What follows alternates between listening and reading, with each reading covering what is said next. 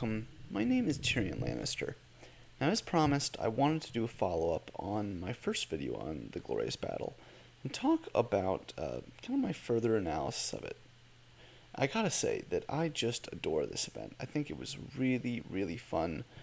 There's so much to be gained from it. As you can see right now, map is almost filled up. We are right now nearing the last day. Oops, sorry, that's the wrong thing. Here we go.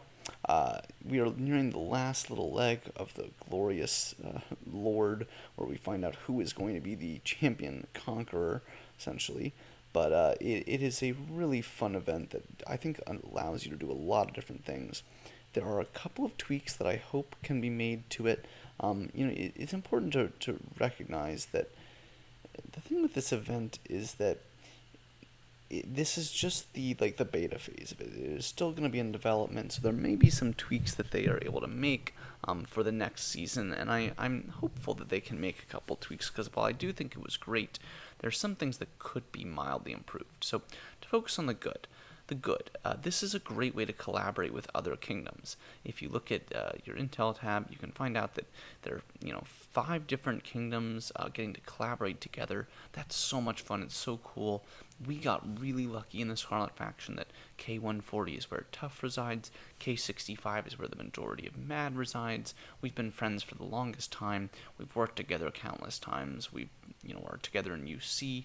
So getting to work together for this was so much fun for us. It's really a dream come true. And I think that a lot of alliances are finding it's fun to get to work with others. That being said, I think that for some of the smaller alliances, it can feel a little intimidating and almost like there's very little for them to do. Frankly, when you're working with such big, massive whale alliances, you can learn from them, which is great, and I love that. But I think for some of the smaller alliances and smaller kingdoms, there's just not a lot to do. And I think that there's kind of a luck of the draw of whether or not your alliance has a max whale account that can kind of be the driver for a lot of this stuff. Unfortunately, because of the design of it, it's really, really costly if you have to kind of each member be sending offensive troops to, basically go to the slaughter against either your opponent or against the just the computer. But if you have a big whale that's got a reinforcement skill, they can single-handedly tank a ton of hits for your alliance, and that is just hugely helpful, because then you don't have to be sacrificing your troops to still get in a lot of those rewards. Now, this is slightly offset by the fact that there is an individual eliminations reward, so there is an incentive for others to go for these eliminations, but as you can see, these are all max account, or near max accounts, very, very strong accounts that are all kind of doing majority of the tanking here. It is funny, you should note that, HOH is in this, but their HOH Poseidon account, that's in 115, so it's actually not with the rest of the K15 HOH, which is in green, not doing as well. Similarly, this Chaos account is in Mad, but not with the rest of Mad, but rather stuck in the 115 alliance, which I think is the Shadow faction, if I'm not mistaken. 115, yep, is in Shadow, so they're kind of stuck up here. But just kind of a funny thing I wanted to show. So one thing I wanted to look at with this map really quickly, let's just hide everything and I'll talk about the map for a second.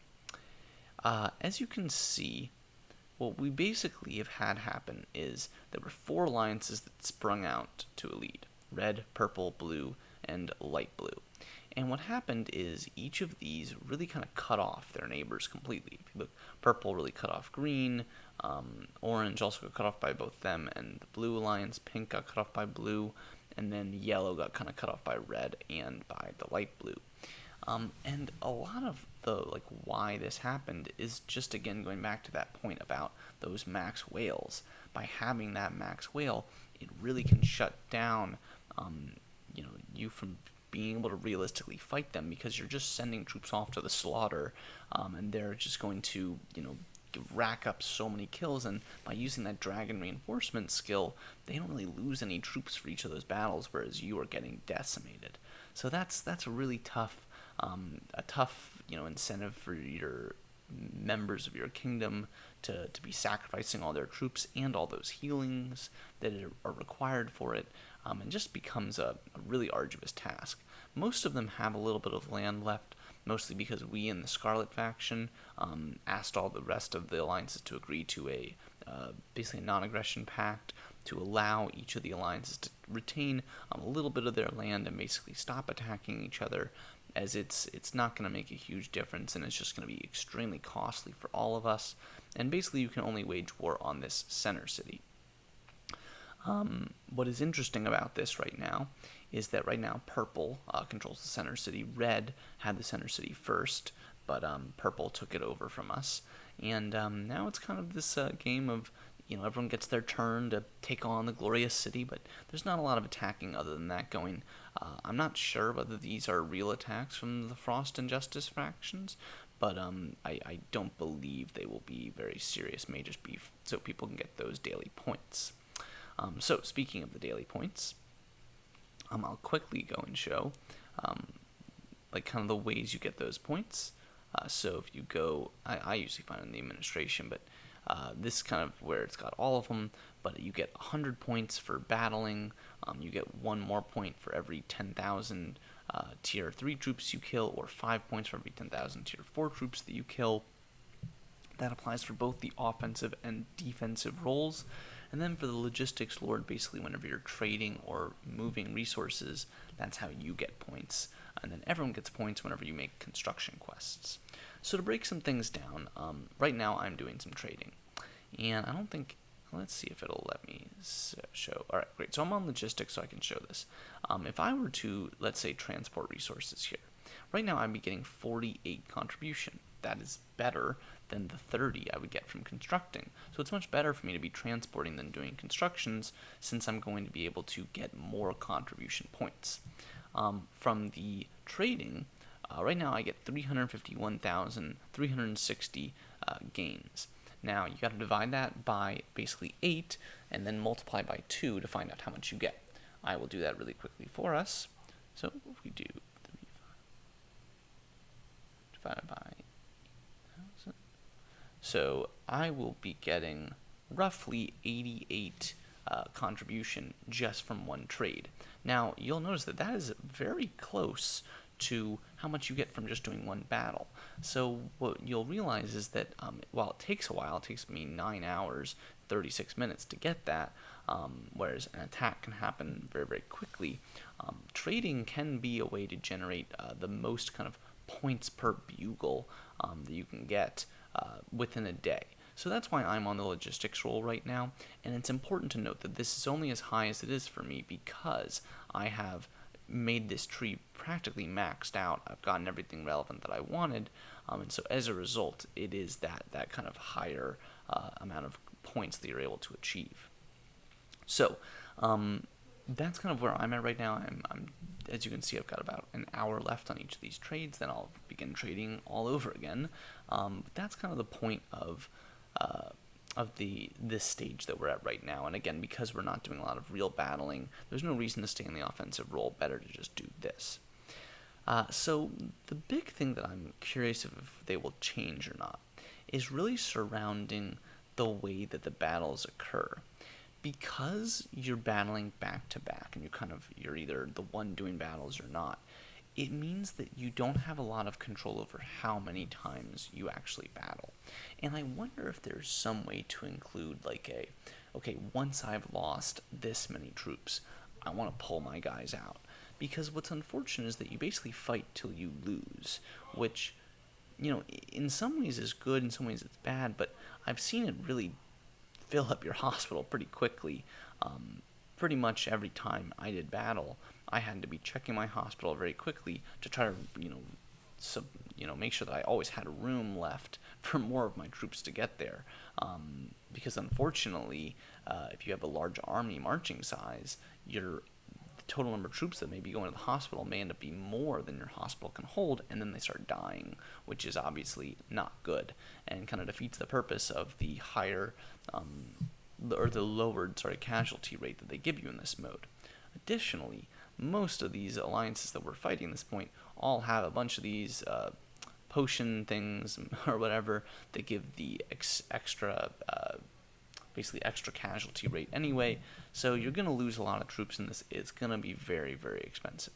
But I don't want to forget the rewards that you get from it are really, really awesome. I am so excited about these. I think right now I'm around 200 right now, which means if we look at this, I will be getting these rewards, which 800 blessing stones, 30 of the SS troop medals. That's great. I'm really, really excited about that. I'll also be getting a certain number from the faction influence. We're going to be in one of these top 3, so that'll be 20 more for me. That is fantastic. Really, really excited about that. And I think this is great, making sure that everyone gets at least 10. I just think that's really nice of them to do. These are really not going to be that different based on your faction. I mean, we obviously, again, had that top 4 and the bottom 4, but, everyone's going to get pretty good rewards, so I think that should be pretty satisfying for everyone. The individual eliminations, I'm currently also in the 200s for this. And this one, you're getting these the glory raffle tokens, which, as I showed in the last video, that's how you spin the wheel. So that's definitely nice. I mean, if you're in the top 3, you're getting this really, really good skin. But yeah, I mean, I definitely think that I'm excited about getting more raffle tokens. Right now, I'm going to be getting 13 spins, I think, or sorry, 12 spins. With this, if I'm in the 200 to 500 category, and I think almost everyone will be within that top 10,000. I don't think we're getting that low. I haven't really checked to see whether we get down to 10,000 people, but all of them get 8 spins, so that's great. I think that it's really, really nice rewards. Again, it just does make a huge difference whether you're in an alliance that has one of those big whales that can help out a lot, or if you don't. So I'm going to really quickly try to find for you guys, see if I can go back far enough to find some of the reports that I have from when we did this battle. These are all from AC. Nope, can't. Alright, so unfortunately, don't have any right now. Hopefully by the end of this, if we do another siege on the Glorious City, what I'll do is I will try to record another one for you guys and talk a little bit about that siege that we have, talk about how the battles went, and I'll switch back to my offensive role so I can do those battles for you guys. But like I said, overall, it's a lot of fun as a game mode. Again, I did switch to logistics right now just because it has calmed down for us a little bit. I think maybe they should shorten it down. I don't think it needs to be quite this long. It's just kind of, I think it's inevitably going to die down in the ways that it has right now, and it doesn't need to be quite as long of an event. I also think that the beginning, just constantly fighting the computer, to me was a little bit dull and a little bit boring. Just kind of a task. Got to wake up at a certain time, make sure you're there to participate. And again, just was totally based on whether or not you had the whales to do it or not.